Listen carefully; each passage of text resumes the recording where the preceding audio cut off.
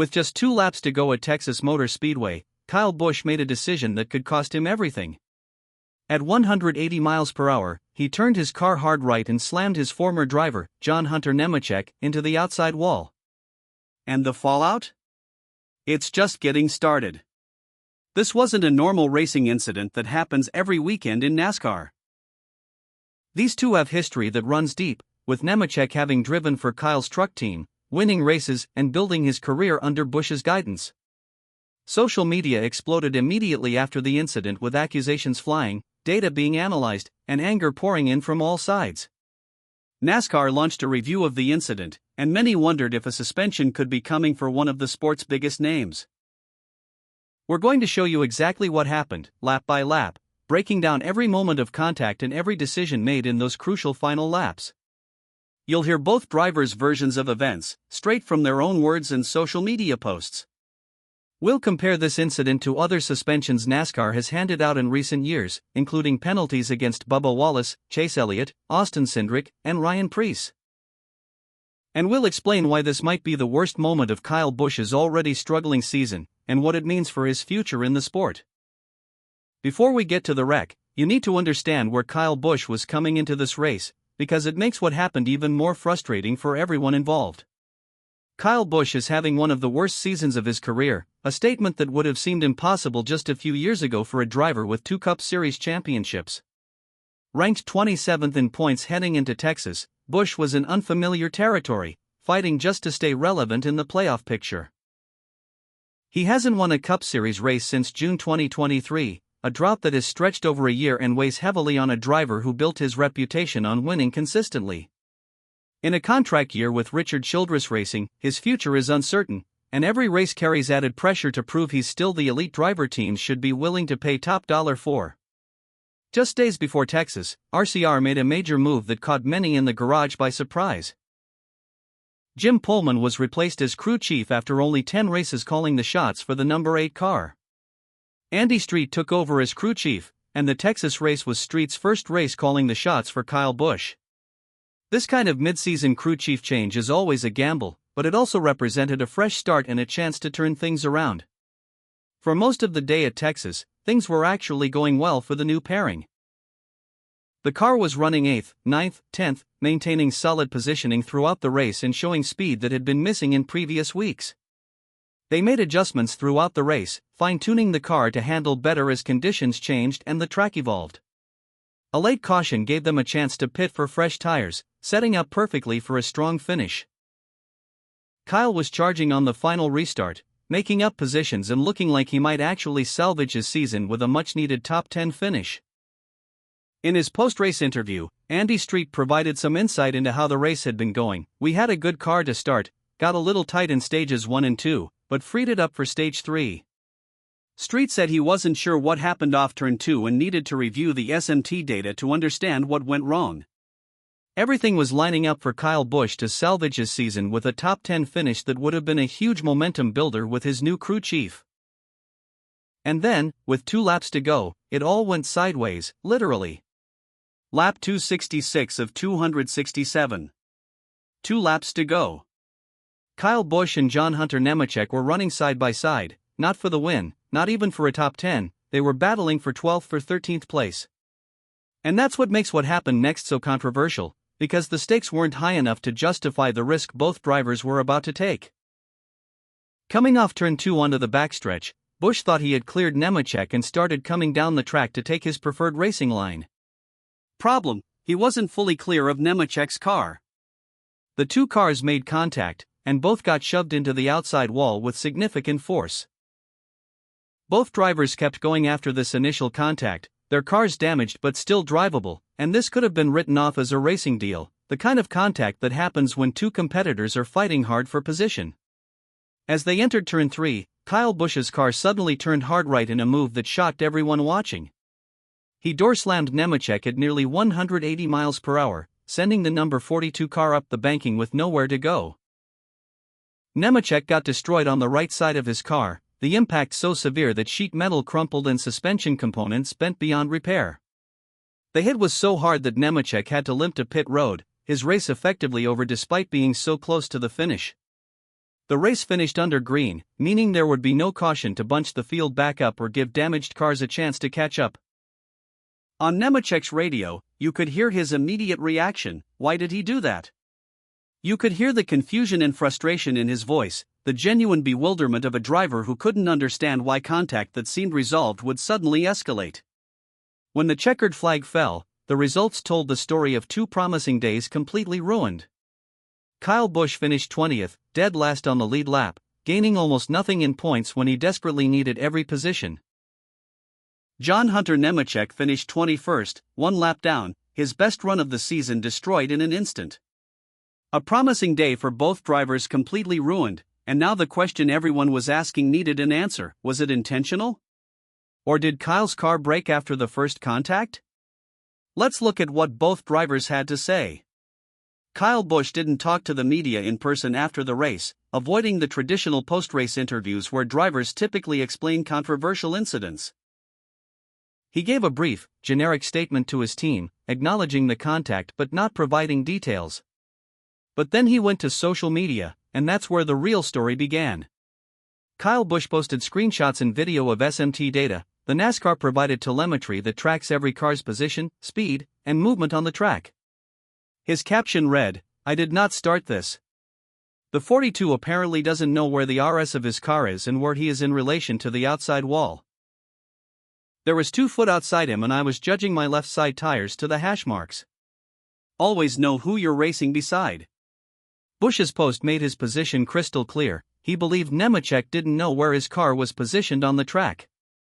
He claims there were 2 feet of room outside Nemechek, meaning the number 42 had space to avoid the initial contact. He blames Nemechek entirely for the initial contact that set everything else in motion. John Hunter Nemechek's response was short, direct, and angry, cutting through the data and analysis with raw emotion. He posted, "Not freaking clear. Great day going in, just got wrecked. What an AA." No long explanation, no telemetry data, no detailed breakdown, just pure frustration from a driver who felt robbed. You can't blame him for the emotional response. He was having his best run of the season, running competitively and proving himself in a new ride. Social media exploded with reactions from fans, analysts, and fellow drivers weighing in on who was at fault. Some defended Kyle, pointing to the SMT data he posted as evidence that Nemechek caused the initial contact. Others said the turn 3 move was clearly intentional, arguing that no amount of damage from the first hit would cause a car to suddenly turn hard right into another competitor. Kevin Harvick weighed in on the incident, stating, "I don't think John Hunter did anything wrong." Journalist Joseph Strigley captured what many were thinking. Kyle Busch clears himself and then doors him entering turn 3 at 180 miles per hour. The optics are bad. The personal angle made this incident even more significant than a typical on-track conflict. This isn't just any driver Kyle wrecked in the heat of battle. Nemechek drove for Kyle Busch Motorsports in 2021 and 2022, piloting Kyle's trucks in the NASCAR Craftsman Truck Series. He won 7 truck races for Kyle's team, becoming one of the most successful drivers in the organization's history. They have history, a mentor-student relationship that made this collision feel like a betrayal to many observers. This was someone Kyle helped build a career, giving him opportunities and equipment to showcase his talent. That makes this hit different from a random racing incident between competitors with no prior relationship. So NASCAR had a decision to make. Was this a racing incident, or did Kyle Busch deliberately wreck his former driver? Let's be clear, NASCAR does not mess around when it comes to drivers intentionally wrecking each other on the racetrack. They've handed out suspensions and heavy penalties before, and the precedent is crystal clear for anyone paying attention to the sport's recent disciplinary actions. In 2022, Bubba Wallace was suspended 1 race for right-hooking Kyle Larson at Las Vegas, a decision that sent shockwaves through the garage. In 2023, Chase Elliott was suspended 1 race for right-hooking Denny Hamlin at Charlotte, proving that even the sport's most popular driver wasn't above punishment. In 2025, Austin Cindric was fined $50,000 and docked 50 points for hooking Ty Dillon at COTA, showing NASCAR's willingness to hit drivers in the wallet and standings. In 2026, Ryan Preece was fined $50,000 and docked 25 points for wrecking Ty Gibbs, another recent example of NASCAR's enforcement. So if NASCAR has been handing out suspensions and fines left and right for similar moves, why didn't Kyle Busch get penalized? NASCAR reviewed the incident thoroughly, examining all available video angles, telemetry data, and radio communications. They cited inconclusive SMT data on intent, unable to definitively prove that Busch deliberately turned right into Nemechek.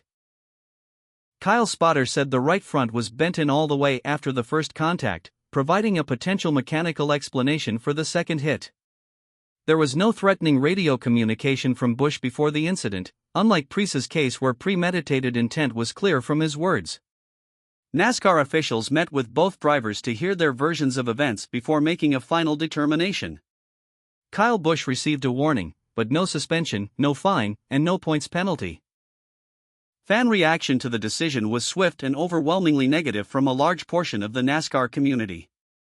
Many fans were furious at what they perceived as inconsistent enforcement of the rules. They felt it was a double standard that Preece got penalized for a similar incident, but Busch didn't receive the same treatment. Others said NASCAR made the right call because the car damage from the first contact provided reasonable doubt about intent. Whether you think NASCAR got it right or wrong, one thing is certain: this decision is going to follow Kyle Busch for the rest of the season.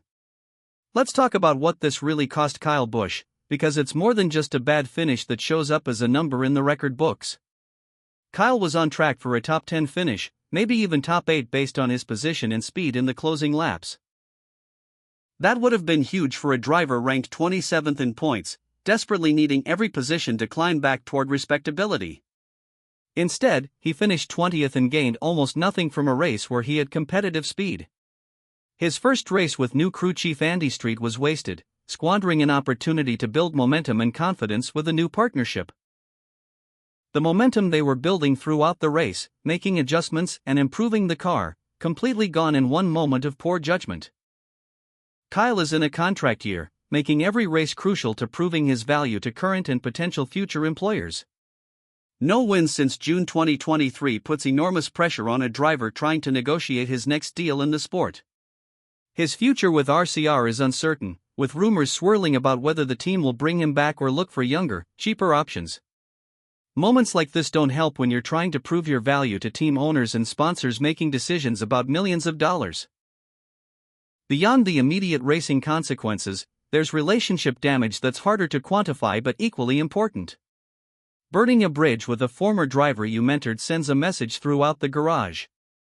Nemechek is well liked in the garage, respected by fellow competitors and team members alike. This doesn't look good for Kyle's reputation, which has already taken hits over the years for on-track incidents and confrontations. Kyle Busch avoided a suspension this time, escaping the harshest penalty NASCAR could impose. But with his temper, his struggles, and the pressure mounting every week, how long before something like this happens again? So that's the full story of what went down at Texas between Kyle Busch and John Hunter Nemechek. A racing incident that turned personal, escalating from hard racing to something that looked far more intentional. A social media war where both drivers made their cases to fans and NASCAR officials. And a NASCAR decision that has the fan base completely split, with strong opinions on both sides about whether justice was served. Do you think NASCAR made the right call? Or should Kyle Busch have been suspended like Wallace and Elliott were for similar incidents? Drop your thoughts in the comments. I want to hear what you think about this controversial decision and whether you believe the precedent was applied fairly. If you want to stay up to date on all the latest NASCAR drama, race breakdowns, and insider news, make sure you hit that subscribe button and turn on notifications so you never miss a video. And if this story got you fired up, smash that like button. It helps us keep bringing you the best NASCAR content on YouTube. Thanks for watching, and I'll see you in the next one.